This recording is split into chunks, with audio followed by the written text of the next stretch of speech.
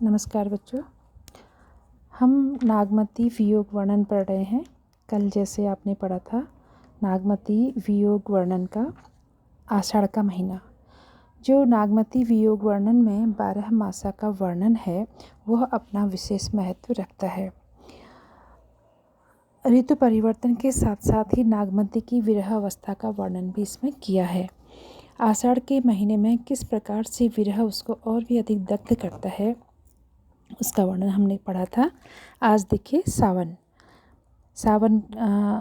मास में वह किस प्रकार से, सावन की जो ऋतु है वह किस प्रकार से नागमती के विरह को और अधिक बढ़ाती है। वह देखिए, सावन बरस में अति पानी भरनी परी, हों बिरह बुरजुरानी, लाग पुनर्वसु पियु न देखा, भई बाउर कह कंथ सरेखा, रकत के आंसू परहि भुई टूटी, रेंग चली जस बीर बहुटी, सकिन रचा पियु संग हिंडोला, हरियर भूमि कुसुम्भी चोला, हिय हिंडोल अस डोले मोरा, बिरह झुलाई देई झकझोरा, बाट असूज अथाह गंभीरी, जीव बाउर भा फिरे भंभीरी, जग जल बूढ़ जहाँ लगी ताकी, मोर नाद सेवक बिनु बाकी, पर्वत समुद्र अगम बिचि बीहड़ घन बन ढांक, किमिके भेंटे कंत तुम ना मोही पावन पांख।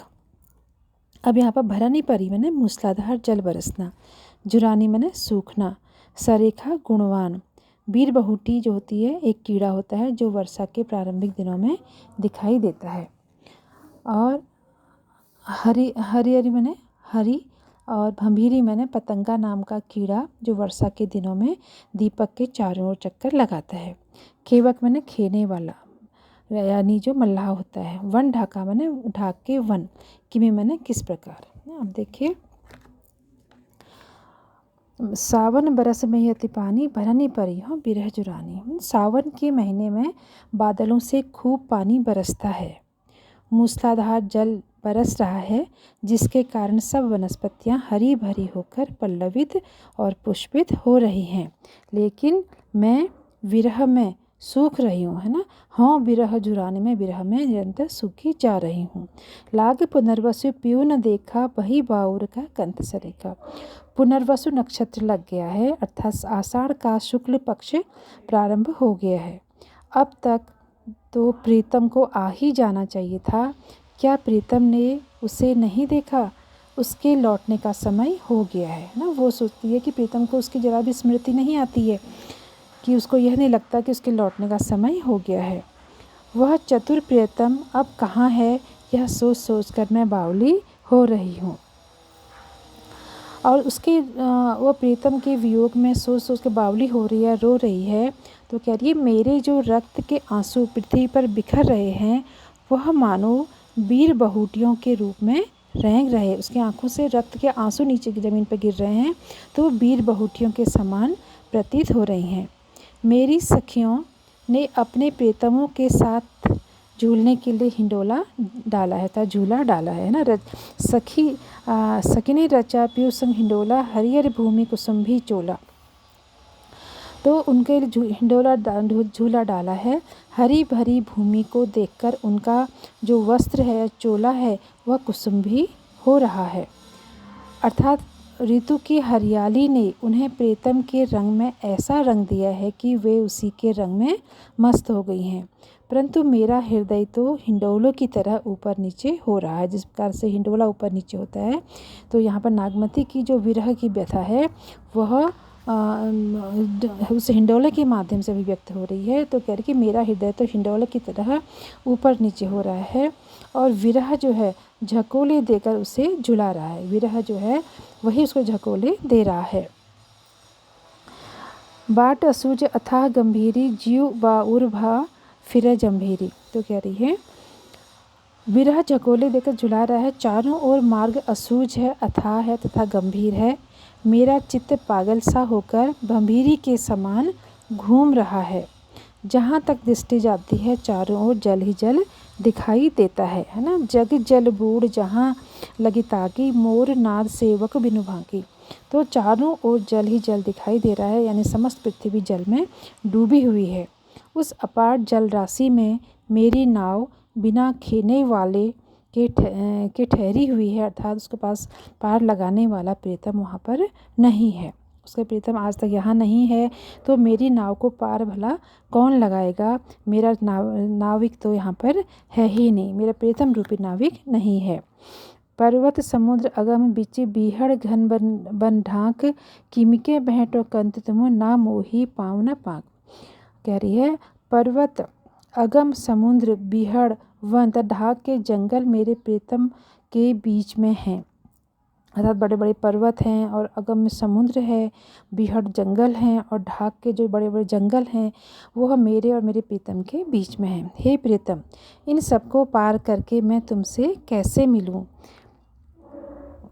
किमिके भेंटो कंतुम ना मोही पाँव न पाक, है ना, न तो मेरे पास पाँव हैं और न ही पंख है। मतलब कहने का तात्पर्य यह है कि या तो मुझ में इतनी शक्ति होती कि मैं उन पर्वतों और समुद्रों को पार करके तुमसे आकर मिल पाती, या मेरे पंख ही होते जिससे उड़कर मैं तुम तक पहुंच पाती।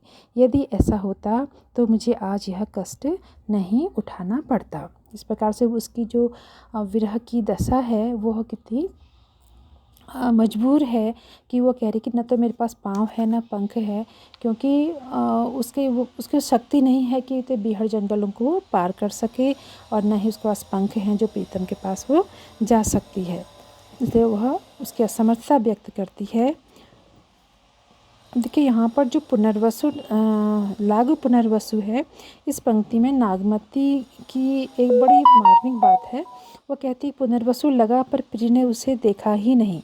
वो सोचती है कि इस मेरे प्रीतम जो है वो बाहर हैं, वो इतने चतुर भी नहीं हैं कि वो उसका संकेत समझें और वे लौट आएँ, या उनको मेरी स्मृति आ जाए तो वे लौट आएँ, पर ऐसा नहीं होता है। यहाँ पर उसकी बड़ी मार्मिक स्थिति का वर्णन कवि ने किया है। प्रेक्षालंकार है, अनुप्रास अलंकार है, और रक्त के आंसू वीर बहुटी में उपमा अलंकार है। हिय हिंडोल भभीरी में उपमा अलंकार यहाँ पर दिखाई देता है। अब अगला देखिए, अब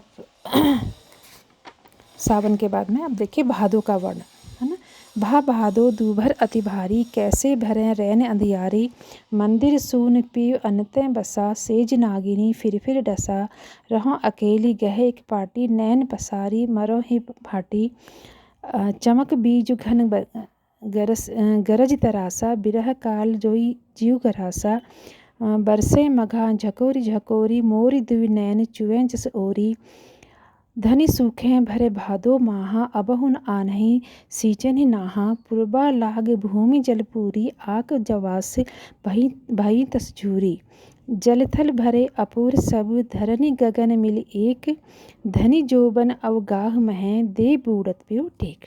अब यहाँ पर भादों की अंधेरी रात से भयभीत होकर नागमती प्रीतम के लौटने का आग्रह करती है। मैं दूभर मैंने कठिनता, भरो मैंने बिताना, तरासा मैंने भयभीत करता, गरासा मैंने ग्रास करता, ओरी मैंने होता है छप्पर या ओला, छप्पर की ओलाती, पुहिम मैंने पृथ्वी, टेक मैंने सहारा।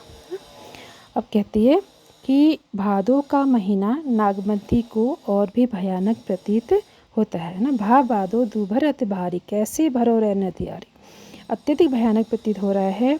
वह अंधेरी रात को देखकर व्याकुल हो उठती है और कहती है, मंदिर सून पीव अनंतें बसा, सेज नागिनी फिर रसा, स्वामी के बिना यह भयानक रात, अंधेरी रात कैसे कटेगी। स्वामी के परदेश होने के कारण मेरा मकान सूना पड़ा है। सेज नागिनी फिर रसा, और जो सैया है, जो मेरी सेज है, वह सर्पणी की भांति दिखाई दे रही है। हाँ अकेली गहे एक पार्टी, तो कह रही है रात को मैं अकेली एक पार्टी पकड़े, एक पार्टी से करवट बदलती रहती हूँ, नींद नहीं आती है, नयन फैलाकर मैं प्रतीक्षा करती रहती हूँ कि कहीं प्रीतम दिख जाए, और मेरा हृदय जो है वह फटा सा जाता है, मेरा हृदय जो है वो फटा जाता है। चमक बीज घन गरसी तरासा, बिरह काल होई जरूर ऐसा, बिजली चमक रही है, बादल गरज रहे हैं, गरज कर डरा रहे हैं, विरह काल के समान प्राणों को त्रासित कर रहा है, अत्यंत कष्ट पहुंचा रहा है। मघा नक्षत्र, बरसे मघा झकोर झकोर, है ना। मघा नक्षत्र के झकोरों के साथ में बारिश हो रहा है। मघा नक्षत्र में जो बारिश जो है बहुत तेज हो रही है। मोर दुई नैन चुए जैसे हो रहा, तो मेरे दोनों नेत्रों से आंसुओं की धारा उलाती के समान बह रही है। ऐसे में मैं ऐसे भादों के महीने में जब भी संपूर्ण जीव प्रसन्न है और हरे भरे उठते हैं और मैं सूख रही हूँ, है ना। कह धनी सूखे भरे भादो माह अब न आने सींचन ना है। तो कह रही है कि भादों के महीने में संपूर्ण जीव प्रसन्न है, पेड़ हरे भरे हो रहे हैं और मैं सूखी जा रही हूँ। विरोधाभास हो रहा है, क्योंकि मेरे स्वामी ने अब तक अपने दर्शन रूपी जल से मुझे नहीं सींचा है। अबहु न आने सींचे ना, है ना। उन्होंने आकर मुझे सींचा नहीं है। पृथ्वी को तो, जो प्रकृति है उसको तो बारिश ने सींच दिया है, इसलिए हरी भरी हो गई है। पर मेरे प्रीतम ने मुझे अभी तक, मेरे प्रीतम रूपी जल ने मेरे को अभी तक दर्शन रूपी जल ने सींचा नहीं है, तो मैं एकदम से सूख गई हूँ। पूर्वा लाग भूमि जल पूरी आक जवास भय जस जस झूरी। अब पूर्वा नक्षत्र शुरू हो गया है, संपूर्ण भूमि जलमयी बन गई है, किंतु मैं आग और जवासे के समान सूख रही हूँ। संपूर्ण ये आग जवास भई दसपूरी, है ना। आग और जवास के समान मैं सूखती ही जा रही हूँ। अब जलथल भरे अपूर सब धरनी गगन सब मिली एक, धनी जोबन अवगाह में दे बूढ़त विवेक। कह रही हैं कि संपूर्ण जलाशय, संपूर्ण भूमि जो है वह जलमय हो गई है। जलाशय और स्थल जो है जल से भर गए हैं। आकाश और पृथ्वी एक दूसरे से मिले हुए दिखाई देते हैं और मैं अथाह यौवन रूपी जल में डूब रही हूँ। धनी जौवन अवगाह में, है ना। तो कह रही है कि मैं अथाह यौवन रूपी जल में डूब रही हूँ और आप मुझे डूबती को सहारा दीजिए। दे बूढ़त में हो प्यूरेक, और मुझे इस डूबती को सहारा देने वाले मेरे प्रियतम ही हैं।